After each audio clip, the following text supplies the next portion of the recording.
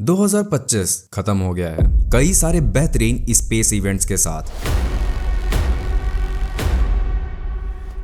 तो चलिए एक बार रिकैप करते हैं जनवरी से लेकर दिसंबर तक क्या क्या हो गया स्पेस में। शुरू करता हूं, तब तक सब्सक्राइब कर लीजिए। ओह सॉरी, आप तो कर चुके हैं, तो लाइक कर दीजिए।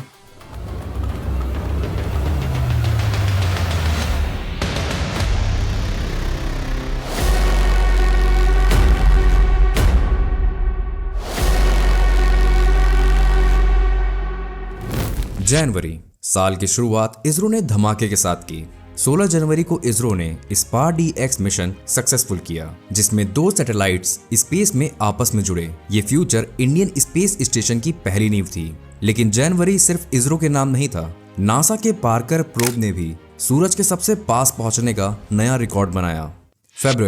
फरवरी में स्पेस रेस और तेज हो गई, जहां ब्लू ओरिजिन ने अपना न्यू शेफर्ड मिशन लॉन्च किया फ्यूचर टेक टेस्ट करने के लिए। वहीं दूसरी तरफ नासा की मदद से इंट्यूटिव मशीन IM-2 का लैंडर चांद के साउथ पोल पर उतरा। पिछले साल की कामयाबी के बाद प्राइवेट कंपनीज का चांद पर पहुंचना अब एक नॉर्मल बात हो चुकी है।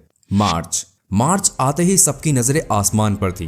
14 मार्च को टोटल लूनर इक्लिप्स यानी ब्लड मून देखा गया, जो विजुअल्स के मामले में बेस्ट था। इसी बीच स्पेस पॉलिटिक्स भी एक्टिव थी। चाइना ने अपने स्पेस स्टेशन टाइंगोंग के लिए टाइंजो 8 कार्गो मिशन लॉन्च किया, ताकि वहां रह रहे एस्ट्रोनॉट्स को राशन और इक्विपमेंट्स मिल सके।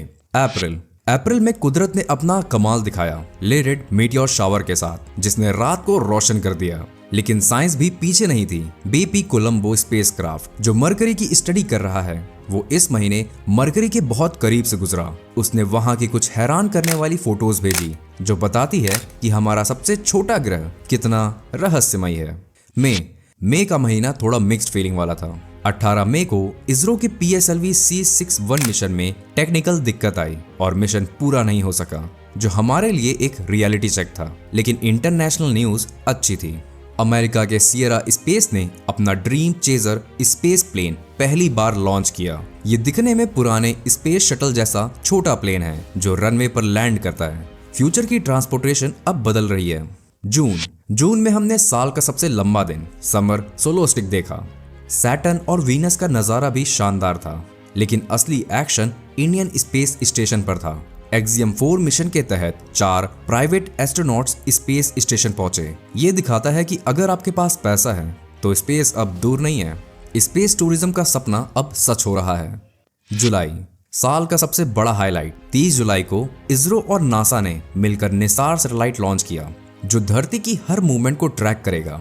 इसी महीने चाइना ने भी एक बड़ा कदम उठाया। उन्होंने तियानवेन-2 मिशन लॉन्च किया, जिसका मकसद एक एस्टेरॉयड से मिट्टी लेकर वापस धरती पर आना था। अगस्त में पर्सीड मीटियोर शावर ने आसमान में आतिशबाजी की, जो हर साल की तरह शानदार थी। वहीं जमीन से दूर जेम्स वेब टेलीस्कोप ने इस महीने एक नए अर्थ लाइक प्लेनेट के एटमॉस्फेयर में पानी के सबूत ढूंढे। क्या हम ब्रह्मांड में अकेले हैं? अगस्त की इस डिस्कवरी ने इस सवाल को और गहरा कर दिया। सितंबर में 7 तारीख को इंडिया में टोटल लूनर इक्लिप्स दिखा। लेकिन इंडियन स्पेस स्टार्टअप्स भी शांत नहीं थे। अग्निकुल कॉस्मोस, जो चेन्नई का एक स्टार्टअप है, उसने अपनी अगली टेस्ट फ्लाइट सक्सेसफुल कंप्लीट की। अक्टूबर में SpaceX के स्टारशिप ने अपनी 11th फ्लाइट टेस्ट की, जो मार्स मिशन के लिए क्रूशियल थी। साथ ही जेफ बेजोस की कंपनी ब्लू ओरिजिन ने फाइनली अपने मैसिव रॉकेट न्यू ग्लेन की ऑर्बिटल फ्लाइट टेस्ट की कोशिश की।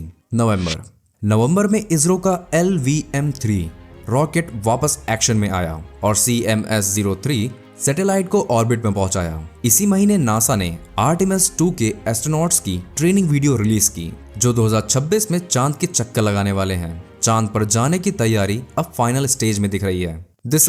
साल के अंत में दिसंबर में इसरो ने कंफर्म किया कि गगनयान मिशन अब 2026 में उड़ेगा। लेकिन साल का एंड एक हाई नोट पर हुआ, जब इंडिया की प्राइवेट कंपनी स्काईरूट एरोस्पेस ने अपना विक्रम सीरीज का ऑर्बिटल रॉकेट लॉन्च किया। 2025 का एंड ये बताते हुए हुआ कि इंडिया का प्राइवेट स्पेस सेक्टर अब पूरी तरह तैयार है।